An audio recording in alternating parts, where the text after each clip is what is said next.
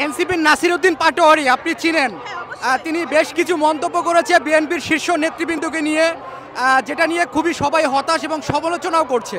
আপনি আসলে নাসিরউদ্দিন পাটোয়ারি কি বলবেন? আমি বলবো একটা বড় রাজনৈতিক দলের সিনিয়র নেতৃবৃন্দদের নিয়ে কথা বলার সময় অবশ্যই চিন্তা ভাবনা করে কথা বলা উচিত। তারা আজকে থেকে নেতা না, আজকে থেকে নেত্রী না, তো তাদেরকে নিয়ে যখনই কোনো কথা বলতে হবে এটা কোনো ফাজলামি না। একটা রাজনৈতিক দলের একজন সিনিয়র নেতা অবশ্যই তাদেরকে বুঝে শুনে সম্মানের সাথে কথা বলা উচিত। আমি তার উদ্দেশ্যে বলবো, আপনি নিজে সম্মান করেন, আপনি সম্মান পাবেন। নির্বাচনের একটি মাস ঘোষণা হয়ে গেছে, আপনারা কি মনে করছেন জনাব তারেক রহমান এখন তিনি দেশে ফিরবেন? অবশ্যই দেশে ফিরবে। দেশে ফিরবে না কেন? দেশে না ফেরার কোনো কারণ নেই।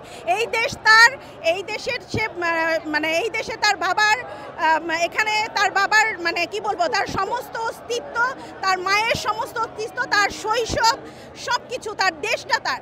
এখন সে তার দেশে আসবে, এটাই তো স্বাভাবিক। একটা পক্ষ আসলে বলার চেষ্টা করছে যে তারেক রহমান দেশে ফিরবে কি ফিরবে, মানে এক ধরনের ধূম্রজাল তৈরি করার চেষ্টা করছে। তারা আসলে কেন চাচ্ছে, এই বিষয়টা কেন বলছে? ষড়যন্ত্র না করলে তো মানে অফলাইনে থাকবে, অনলাইনে আসতে পারবে না। একদম যে স্ক্রিনে তাদেরকে দেখা যাবে সেটা তো তাহলে দেখা যাবে না। তারা আলোচনায় থাকবে, আলোচনায় থেকে মানুষকে মানে করবে, ধূম্রজাল তৈরি করবে, তাদেরকে ষড়যন্ত্র স্বীকার করে তাদেরকে ভুয়া কিছু নিউজ দিয়ে মানুষের চিন্তা ভাবনাকে মোটিভেট করার চেষ্টা করবে যে এইটা হতে যাচ্ছে, এটা হতে পারে। আসলে এরকম কিছুই না। বিএনপি একটি স্বচ্ছ দল, বিএনপি স্বচ্ছ রাজনীতি করে এবং আমরা অবশ্যই গণতন্ত্রের পক্ষে রাজনীতি করতেছি, এটা সবার সামনে স্বচ্ছ। বিজয় র্যালি নিয়ে আজকে বলবো যে আজকে তো আসলেই অনেক বড় একটা আনন্দের দিন।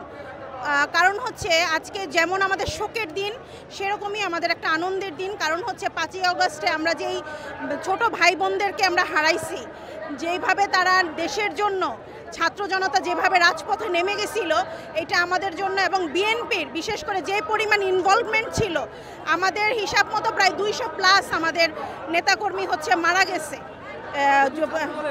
শুধু ছাত্র দলের। তো সেই ক্ষেত্রে আমি বলবো আজকে আমাদের শোকের সাথে সাথে তারা যেই যে আত্মত্যাগের মাধ্যমে আমাদের আরেকটা মানে আমরা এটাকে কম্পেয়ার করি যে স্বাধীনতার আরেকটা যুদ্ধের আমাদের মতো, তো এটা আমাদের আরেকটা যুদ্ধের আমাদের একটা আনন্দ। এই র্যালি দিয়ে আমরা আমাদের আনন্দকে প্রকাশ করতেছি আজকে। সাথে সাথে আমাদের ভাই বোনদের, আমাদের ছাত্র দলের যারা বিএনপির ইনভলভমেন্ট ছিল সবার যে ইনভলভমেন্ট আজকের যে দিনটা আমরা পেয়েছি, তাদের রুহের মাগফিরাত কামনা করছি। আজকে আসলে নির্বাচন, একটা সরকারকে সরানোর মানে হচ্ছে যে আরেকটা সরকার আসতে হবে। একটা সরকারের সরানো মানে কি? আরেকটা সরকার আসবে। তো আমরা তো বেসিক্যালি আমরা চেয়েছি নির্বাচন, একটা নির্বাচনের মাধ্যমে একটা গণতন্ত্র প্রতিষ্ঠা হবে এবং একটা নির্বাচনের মাধ্যমে মানুষের কথা বলার যে আমাদের একটা স্পেস, সেটা আমরা পাবো।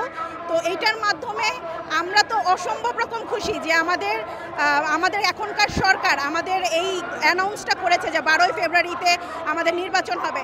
এখন কারা খুশি হতে পারছে না, কেন পারছে না, এটা জনগণ বুঝে যাবে যে তারা কেন সরকার চায় না বা তারা কেন এখন নতুন করে রাস্তাতে এসে নতুন করে কি চাচ্ছে, তাদের আসলে জনগণের কি চাওয়া সেটা বিএনপি বুঝেই তো নির্বাচন চেয়েছে।